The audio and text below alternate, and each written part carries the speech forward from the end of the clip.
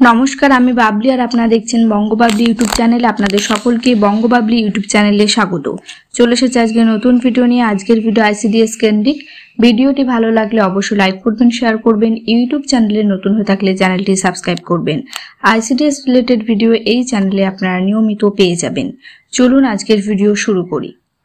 রাজ্যে যেসব অঙ্গনওয়াড়ি কেন্দ্র নিজস্ব বাড়ি বা জমিতে চলছে, সেগুলোর একটি বড় অংশে পানীয় জলের কোনো ব্যবস্থা নেই। সূত্রের খবর সংখ্যাটা 10,000-এর বেশি। এই সমস্যা বহুদিনের। এই ধরনের কেন্দ্রগুলিতে এবার পানীয় জলের সংযোগ দিতে উদ্যোগী হল রাজ্যের নারী, শিশু ও সমাজ। এই মর্মে একটি স্ট্যান্ডার্ড অপারেটিং প্রসিডিওর দিয়েছে তারা। ইতিমধ্যে তা জেলায় জেলায় পাঠানো হয়েছে। পঞ্চায়েত দপ্তরের সঙ্গে যৌথ উদ্যোগে জলের লাইন বসানোর বিষয়টি আগেই ঠিক হয়েছিল। এবার এই কাজের খরচ জোগাড় সংক্রান্ত উপায়ও বলে দেওয়া হয়েছে।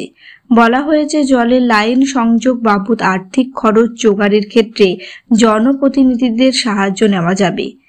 এসওপিতে বলা হয়েছে, প্রয়োজনীয় সাংসদ, বিধায়কদের এলাকা উন্নয়ন তহবিল থেকে টাকা চাইতে পারে সংশ্লিষ্ট ব্লক বা জেলা।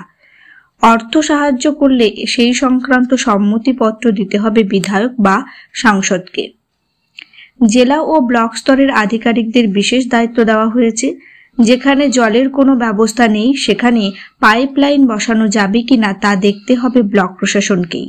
তবে কোনো কেন্দ্রের নিজস্ব জায়গা যদি না থাকে অথবা আইনি কারণে বা স্থানীয়ভাবে জটিলতা থাকে, তাহলে এই কাজ করা যাবে না। জেলা স্তরে জেলা শাসকের নেতৃত্বে কমিটি গড়ার কথা এসওপিতে বলা হয়েছে। গোটা জেলায় এই কাজ সম্পন্ন হচ্ছে কিনা তা দেখার দায়িত্ব এই কমিটির। যেসব কেন্দ্রে জলের লাইনে সংযোগ দিতে হবে তার একটি ডিপিআর ও আনুমানিক খরচের হিসাব তৈরি করবেন বিডিওরা। সেটি অনুমোদনের জন্য ওই জেলার কমিটিতে পেশ করতে হবে। জলের লাইনের কাজ শেষ হয়ে গেলে শংসাপত্র দিতে হবে ব্লক প্রশাসনকে। প্রসঙ্গগত, গত সপ্তাহে সমাজ কল্যাণ দপ্তরের পদস্থ কর্তাদের সঙ্গে রাজ্যের প্রতিটি অঙ্গনওয়াড়ি কেন্দ্রে শৌচাগার ও পানীয় জলের ব্যবস্থাপনা নিয়ে বৈঠক করেন মুখ্য সচিব মনোজ পন্থ। তাহলে অঙ্গনওয়াড়ি কেন্দ্রে জল সমস্যা, বিধায়ক ও সাংসদ তহবিলের সাহায্য নিতে পরামর্শ। এই ছিল আজকের ভিডিও। ভিডিওটি ভালো লাগলে অবশ্যই লাইক করবেন, শেয়ার করবেন। ইউটিউব চ্যানেলে নতুন হয়ে থাকলে চ্যানেলটি সাবস্ক্রাইব না করে থাকলে অবশ্যই চ্যানেলটি সাবস্ক্রাইব করুন।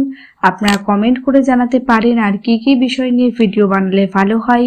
চেষ্টা করব সেই সব বিষয় নিয়ে ভিডিও বানানোর। আজকের ভিডিও এখানে শেষ করলাম। সকলে ভালো থাকুন, সুস্থ থাকুন।